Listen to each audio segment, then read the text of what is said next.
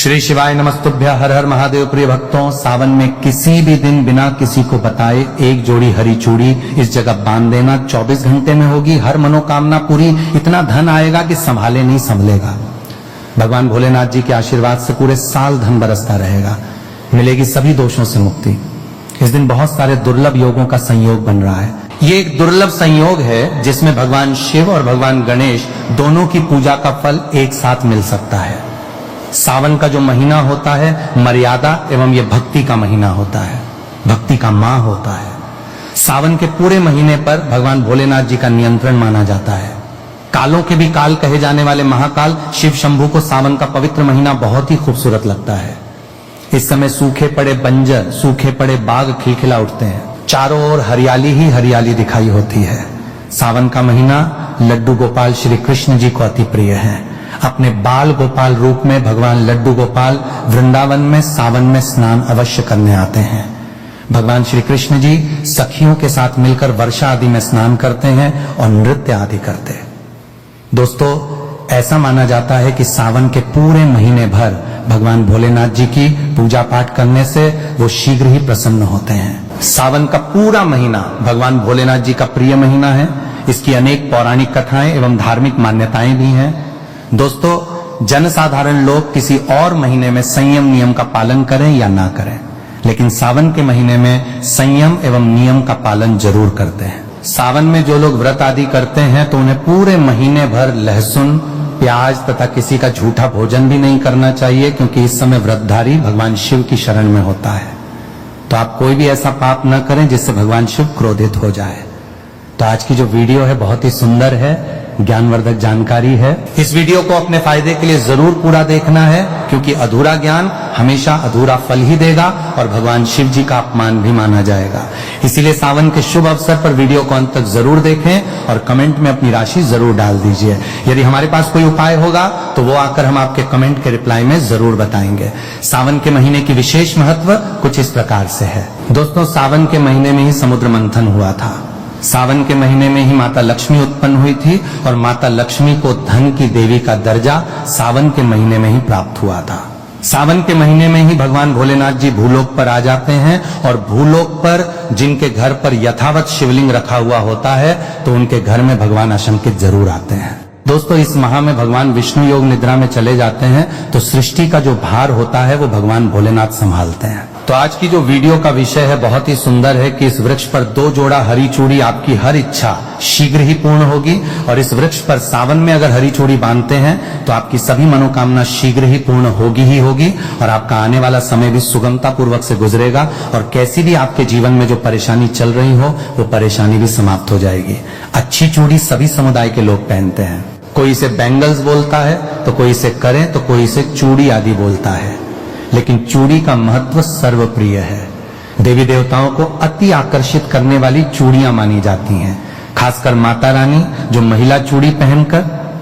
दोस्तों, अगर आप भी भोलेनाथ जी के सच्चे भक्त हैं तो कमेंट बॉक्स में ओम नमः शिवाय जरूर लिखना और अगर आप भोलेनाथ से प्यार करते हैं तो एक लाइक जरूर करेंगे। दोस्तों, भगवान भोलेनाथ जी को ये 3 वृक्ष अत्यंत प्रिय है और इस वृक्ष की पूजा करने से शिव पूजा करने का ही फल प्राप्त होता है। दोस्तों, इस वृक्ष के बारे में शास्त्रों में यह भी कहा जाता है कि मनुष्य जाति के जन्म कल्याण के लिए स्वयं भगवान भोलेनाथ एवं माता पार्वती इन वृक्षों के रूप में भूलोक पर अवतरित हुए थे, अर्थात भूलोक पर जन्म लिया था। तो आइए इस वीडियो में जानते हैं सावन में हरी चूड़ी का महत्व। दोस्तों, हरा रंग सौभाग्य एवं उल्लास का प्रतीक माना जाता है जो मन को शीघ्र ही आनंदित करता है। हरा रंग प्रकृति का वो स्वरूप है। हरा रंग प्रकृति का स्वरूप माना जाता है और माता पार्वती भी प्रकृति है एवं भोलेनाथ को पुरुष माना जाता है।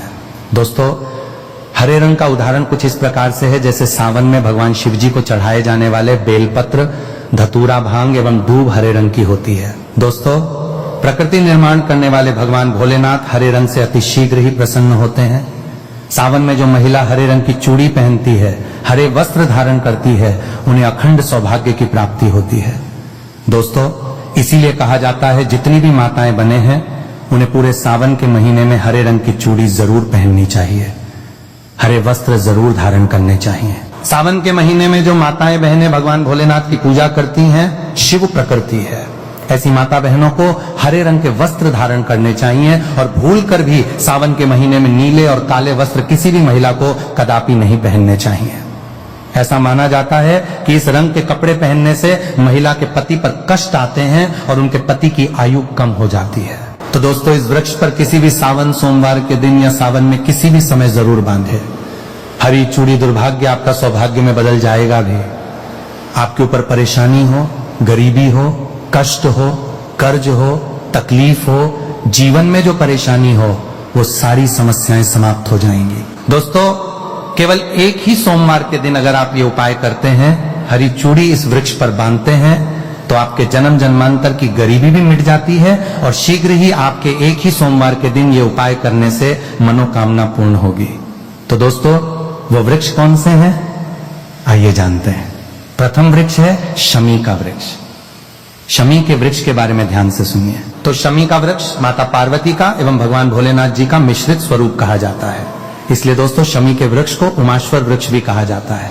पूरे सावन भर शमी के वृक्ष पर माता पार्वती एवं भगवान भोलेनाथ जी का वास माना जाता है। सावन के महीने में गोदली बेला पर प्रदोष काल के समय, अर्थात दोस्तों जब ना ही दिन हो और ना ही रात, अर्थात संध्या काल के समय, तो इस वृक्ष को संध्या काल के समय में गोधली बेला में या फिर प्रदोष समय में इस वृक्ष को छूने से पाप दोष, कष्ट एवं परेशानी केवल सावन के महीने में छूने मात्र से समाप्त हो जाती है। दोस्तों, सावन के पवित्र महीने में अगर शमी वृक्ष की जड़ पर कच्चा दूध डाला जाए, ये कायदा है, तो भगवान शिव शीघ्र ही प्रसन्न होते हैं एवं माता पार्वती का ढेर सारा आशीर्वाद प्राप्त होता है। दोस्तों, शमी के वृक्ष का महत्व कुछ इस प्रकार से है। भगवान राम रावण पर आक्रमण करने के पूर्व भगवान राम ने शमी वृक्ष की पूजा की थी और पांडवों ने अपने दिव्य हथियार भी शमी के वृक्ष के नीचे में दबाए थे। शमी का वृक्ष जिस घर में लगा होता है, उस घर का कल्याण हो जाता है और उस घर में सभी प्रकार के भौतिक सुखवास माना जाता है।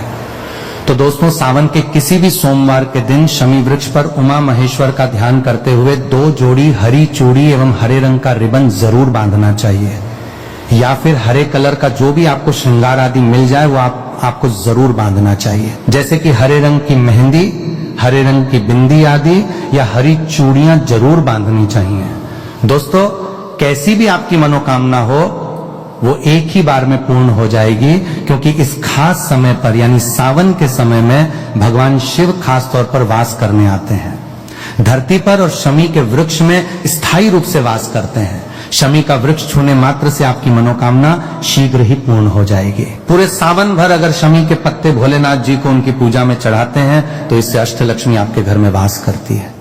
आपके घर में कैसी भी गरीबी हो, दरिद्रता हो, दुख हो, परेशानी हो, गरीबी हो, बीमारी हो, सब समाप्त हो जाती है और पूर्ण रूप से आपके घर में भौतिक सुख आकर के निवास करने लगते हैं। दोस्तों, दूसरा वृक्ष है धतूरे का वृक्ष। धतूरे का वृक्ष भगवान भोलेनाथ जी के उग्र रूप काल भैरव के अंश से उत्पन्न हुआ है। ऐसी मान्यता है कि शिवलिंग पर धतूरे के पत्ते या पुष्प फल चढ़ने से राहु, केतु एवं शनि के कुप्रभाव समाप्त होते हैं। धतूरे के वृक्ष पर सावन के किसी भी सोमवार के दिन अगर 2 जोड़ी हरी चूड़ी बांधे तो शत्रुओं से छुटकारा मिलता है एवं शत्रुओं का सर्वनाश होता है। और दोस्तों, सावन सोमवार के दिन धतूरा का वृक्ष छूने मात्र से भगवान शिव आपके घर में दौड़े चले आएंगे। दोस्तों, अगर सावन के किसी भी शनिवार के दिन धतूरा के वृक्ष पर बाबा काल भैरव का ध्यान करते हुए हरी चूड़ी अगर बांधी जाए तो घर से भूत प्रेत बाधाएं सब नष्ट हो जाती हैं, भस्म हो जाती है। एवं छोटे से धतूरे की जड़ अगर घर के किसी भी कोने में छुपा दी जाए या घर में जमीन में गांठ दी जाए तो भूत प्रेत इत्यादि का वास घर में कभी नहीं होता है। घर से सभी बाधाएं शिव के वास होने से भाग जाती हैं। दोस्तों, जो तीसरा वृक्ष है वो है बेल का वृक्ष। अगर भगवान शिव को बेलपत्र न चढ़ाए जाए तो सावन का व्रत अधूरा माना जाता है और बिना पत्र चढ़ाए ही शिवलिंग पर जल भी व्यर्थ हो जाता है। इसलिए जब भी आप भगवान शिव पर बेलपत्र चढ़ाएं तो 5 बेलपत्रों के ऊपर श्री राम अवश्य लिखें। इससे भगवान शिव शीघ्र और अत्यंत प्रसन्न हो जाते हैं। दोस्तों, सावन में बेल वृक्ष को छूने से कई तीर्थों के दर्शन का लाभ प्राप्त होता है। सावन में इस वृक्ष को क्यों छूना जरूरी है, आइए जानते हैं बेल वृक्ष की महिमा। मैं आप लोगों को कई कथाओं में बता चुका हूं कि बेल का वृक्ष माता पार्वती का स्वरूप माना गया है। यह वृक्ष माता पार्वती के पसीने से उत्पन्न हुआ है। स्कंद पुराण में इसका बहुत ही स्पष्ट वर्णन मिलता है। इसके पत्तों में भगवान शिव डालियों में माता पार्वती, जड़ों में ब्रह्मा जी तथा इसके तन में स्वयं भगवान विष्णु का निवास माना गया है।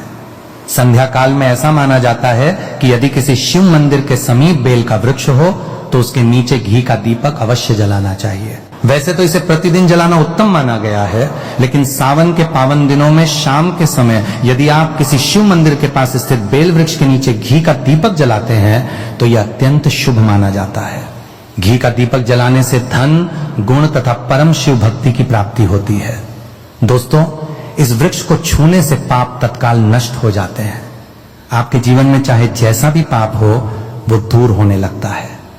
अब आपको करना क्या है? देखिए, बेल वृक्ष को बहुत ही उत्तम माना गया है। माता लक्ष्मी को भी बेल वृक्ष का अवतार लेना पड़ा था। एक कथा के अनुसार मैं आपको यह भी बताऊंगा कि माता लक्ष्मी को बेल वृक्ष के रूप में अवतरित क्यों होना पड़ा था। तो सावन के पवित्र दिनों में बेल वृक्ष के नीचे घी का दीपक अवश्य जलाइए। घी का दीपक बहुत ही उत्तम माना गया है। अन्य वृक्षों को जहां लोग मक्खन चढ़ाते हैं, बताशे का भोग लगाते हैं, वहीं बेल वृक्ष को माता पार्वती और भगवान शंकर का स्वरूप माना जाता है। बेल वृक्ष की जो जड़ होती है उसके मूल भाग में समस्त तीर्थ आकर निवास करते हैं। इसीलिए सावन के महीने में कहा जाता है कि जो लोग तीर्थधाम नहीं जा सकते या तीर्थों के दर्शन नहीं कर पाते, वे यदि 1 महीने तक बेल वृक्ष के नीचे घी का दीपक जलाते हैं तो उन्हें संपूर्ण तीर्थों के दर्शन के बराबर पुण्य की प्राप्ति होती है। मैं इसलिए ऐसी गुप्त और रहस्यमयी जानकारियां बताता हूं जिससे आप सभी दर्शकों का कल्याण हो और आपकी आध्यात्मिक उन्नति हो। सभी को धन की आवश्यकता नहीं होती, किसी को पुण्य की प्राप्ति चाहिए होती है तो कोई आध्यात्मिक उन्नति करना चाहता है। इसीलिए मैं इस प्रकार की छोटे छोटे गुणों से भरी रहस्यपूर्ण जानकारियां वीडियो में साझा करता हूं। दोस्तों, अब करना क्या है? सावन के शुभ और मंगलमय दिनों में इस वृक्ष को स्पर्श करना है। माता पार्वती से प्रार्थना करनी है कि हे माता पार्वती, आप ही शक्ति स्वरूपा हैं, आप ही लक्ष्मी हैं, धन की देवी हैं, आप ही संसार का संचालन करने वाली देवी हैं। इस प्रकार प्रार्थना करते हुए इस वृक्ष को छूना है और कहना है, माता मेरी गरीबी दूर करें, मेरी निर्धनता को समाप्त करें, मेरे जीवन में चल रही सभी परेशानियों को दूर करें। इसके साथ आपको एक कपूर और एक लौंग भी जलानी है। फिर एक काम और करना है। जलाने के बाद इस वृक्ष से कहना है कि मैं भोग स्वरूप आपको धतूरे के पत्ते और धतूरे के फल समर्पित कर रहा हूं, कृपया इन्हें स्वीकार करें। दोस्तों, इस वृक्ष की जड़ के नीचे धतूरे के फल और पुष्प भी रख सकते हैं। यदि पुष्प उपलब्ध हो तो पुष्प रखें, अन्यथा पत्ते अर्पित कर दीजिए। इसके बाद वृक्ष को स्पर्श करते हुए प्रार्थना करें कि हमारी गरीबी दूर हो, हमारी निर्धनता समाप्त हो। और एक विशेष प्रार्थना अवश्य करें। यदि किसी की हाय लगी हो, किसी प्रकार का बुरा प्रभाव या दोष लगा हो जिसके कारण हमारी आध्यात्मिक उन्नति नहीं हो पा रही हो, तो वो सब दूर हो जाए। यदि शनि, राहु, केतु का दुष्प्रभाव हो, नवग्रहों में से कोई ग्रह पीड़ा दे रहा हो या किसी प्रकार का पितृदोष लगा हो तो वो भी समाप्त हो जाए, क्योंकि पितृदोष के कारण व्यक्ति की आध्यात्मिक उन्नति में बाधा आती है। इसलिए प्रार्थना करें कि हे माता, समस्त प्रकार के दोषों को दूर करें, उन्हें अपने भीतर समाहित कर हमें दोष मुक्त करें। इस प्रकार आपको ये प्रार्थना करनी है और एक कार्य अवश्य करना चाहिए। आपको सावन के समय धर्म शास्त्रों में कहा गया है, बहुत सारे लोग भी बताते हैं, हमारे गुरुजी भी कहा करते थे कि सावन के दिनों में यदि बेल के वृक्ष की जड़ में मिश्री युक्त दूध अर्पित किया जाए तो यह अत्यंत शुभ माना जाता है। मिश्री जो खड़ी खड़ी आती है, आप सभी दर्शकों को उसके बारे में अवश्य पता होगा, वो शक्कर की तरह होती है। यदि आप मिश्री मिला हुआ दूध बेल वृक्ष की जड़ में अर्पित करते हैं तो ऐसा कहा गया है कि ऐसा व्यक्ति कभी निर्धन नहीं होता। यदि किसी व्यक्ति से माता लक्ष्मी रुष्ट हो चुकी हो तो भी इस उपाय से माता लक्ष्मी प्रसन्न होती हैं। ऐसे व्यक्ति के जीवन में धन का अभाव नहीं रहता, वो निरोग रहता है और उसे निरोग काया की प्राप्ति होती है। आप चाहें तो यही क्रिया नीम के वृक्ष पर भी कर सकते हैं। नीम के वृक्ष में माता लक्ष्मी का निवास माना गया है, समस्त दैवी शक्तियां भी उसमें निवास करती हैं। सावन के शुभ और मंगलमय दिनों में आप अपनी सामर्थ्य के अनुसार एक गिलास या तांबे के लोटे में दूध लेकर उसमें मिश्री मिलाएं और उस दूध को नीम के वृक्ष की जड़ में अर्पित करें। आपको मीठा दूध ही चढ़ाना है और गरीबी दूर होने की प्रार्थना करनी है। जिन लोगों पर कर्ज का भार है वे ये प्रार्थना कर सकते हैं कि हमारे कर्ज का बोझ दूर हो जाए। ऐसा करने से सभी दैवी शक्तियां आपसे प्रसन्न रहती हैं। दोस्तों, सावन के महीने में महादेव को कुछ प्रकार के बेलपत्र कभी नहीं चढ़ाने चाहिए। इन्हें बहुत अशुभ माना गया है। पौराणिक मान्यताओं के अनुसार बेलपत्र चढ़ाने से भगवान शिव का मस्तक शीतल रहता है। बेलपत्र से भगवान शिव की पूजा करने पर दरिद्रता दूर होती है और व्यक्ति सौभाग्यशाली बनता है। इससे हनुमान जी भी प्रसन्न होते हैं क्योंकि उन्हें भगवान शिव का ही अंशावतार माना गया है। दोस्तों, पहले ये जान लेते हैं कि बेलपत्र के उपयोग और उसके लाभ क्या हैं। दोस्तों, नंबर 1, तीनों लोकों में जितने भी प्रसिद्ध तीर्थ स्थल हैं वे सभी बेल वृक्ष के मूल भाग में स्थित माने गए हैं। इस बात को शायद बहुत कम लोग जानते होंगे। दोस्तों, नंबर 2, यदि बेल का वृक्ष घर के बीचों बीच या पूर्व दिशा में लगा हो तो घर में धन धान्य की कमी नहीं रहती और परिवार के सदस्य सुखी एवं खुशहाल रहते हैं। दोस्तों, नंबर 3, जो व्यक्ति बेल वृक्ष के मूल भाग की गंध, पुष्प आदि से पूजा अर्चना करता है उसे मृत्यु के पश्चात शिवलोक की प्राप्ति होती है। दोस्तों, अब जानते हैं बेलपत्र से जुड़ी कुछ विशेष बातें। चतुर्थी, अष्टमी, नवमी, चतुर्दशी, अमावस्या, संक्रांति के समय तथा सोमवार के दिन बेलपत्र नहीं तोड़ना चाहिए। पूजा से एक दिन पहले ही बेलपत्र तोड़कर रख लेना चाहिए। दोस्तों, आपको बता दें कि बेलपत्र कभी अशुद्ध नहीं होते।